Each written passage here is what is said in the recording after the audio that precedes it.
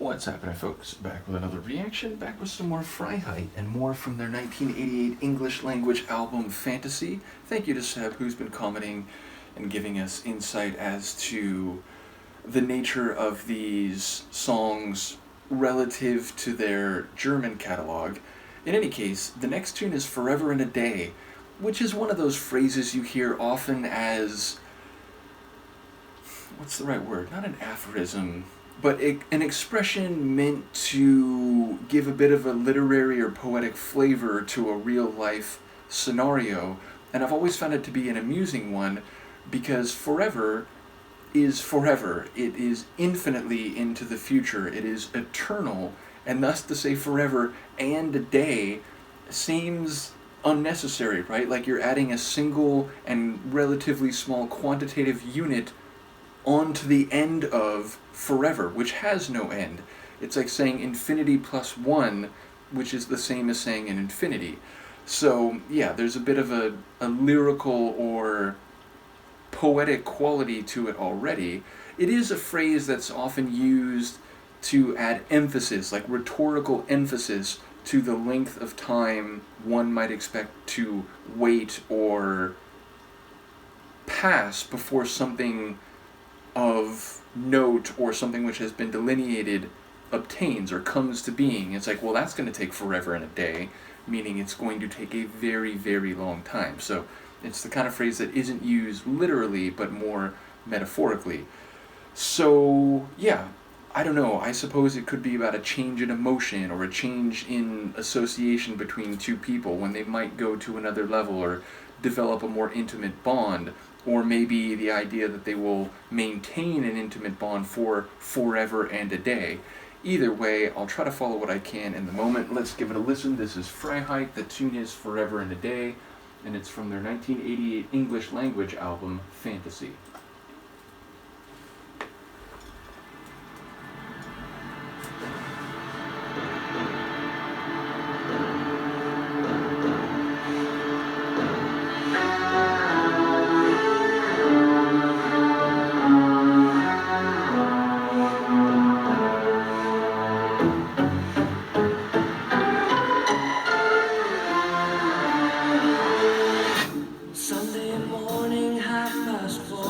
She went softly out the door in the early morning sun. She didn't even tell her friend, not a goodbye in the end. No one knew that she was gone.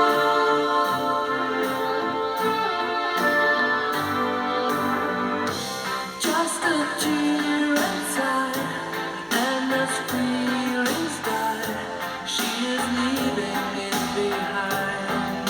Forever and a day, changing point of view, making dreams.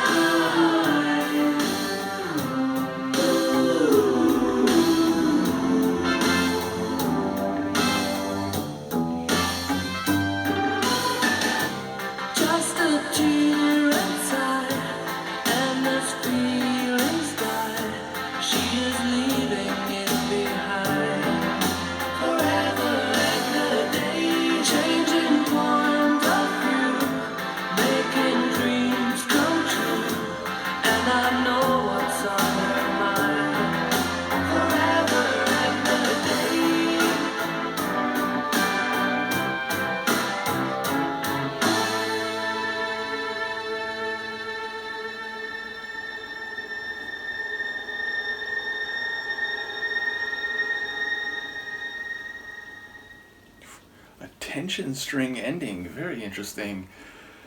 So, okay, like, for a lot of the song, definitely the first minute or so, I was thinking, like, this sounds like a Roxette tune in which Pear would be singing. Like, if this was from Roxette in '88, and it's one where Pear took the vocal lead, I would not be surprised at all. Now, as it went along, it kind of had that, like, 4 or 5 male singer, like, I guess boy band kind of, like, style.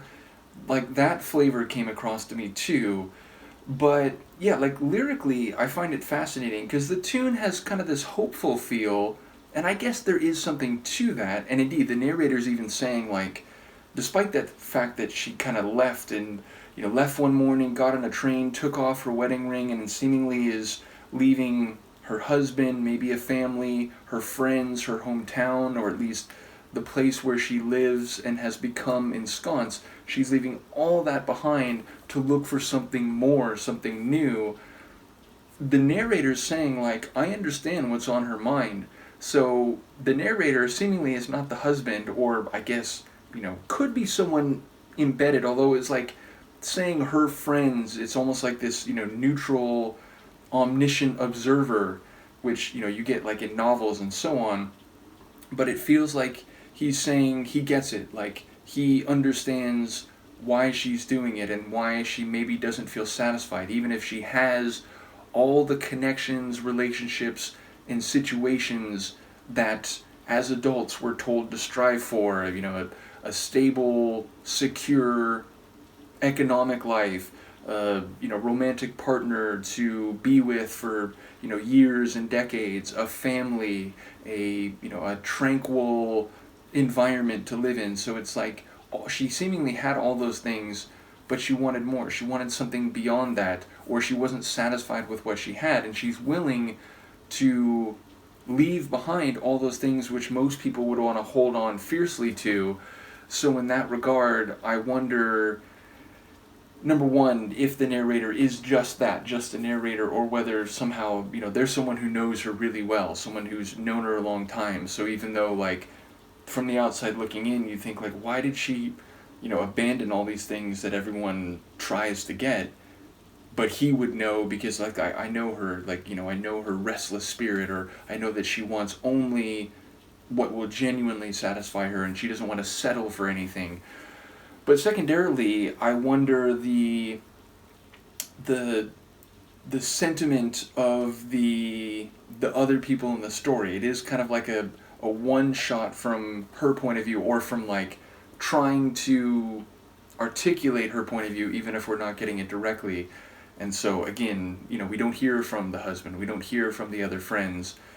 So there is that kind of, like, we're getting one side of this story. But yeah, like, I enjoy the sonic stylings in part because, I like Roxette and it made me think of Roxette. But also, it's kind of sing-songy. Like I said, it feels like vocal group. There's some harmonies in there, and I like the progression of it. I was intrigued by, tension strings. They're in a lot of tracks. And there were some, like, interesting flourishes, right? Like, along the way, there's that, like, rising, like, crescendo leading into the chorus. And then there were some, like, synth or, like, keyboard flourishes, which they weren't quite dissonant, like, unsettling or edgy, but they weren't, like, smoothly sonorous either. They had a bit of a, like, quirky sound to them. So I was intrigued by the composition on this one. In any case, let me know what you think, and I will see you next time. Peace.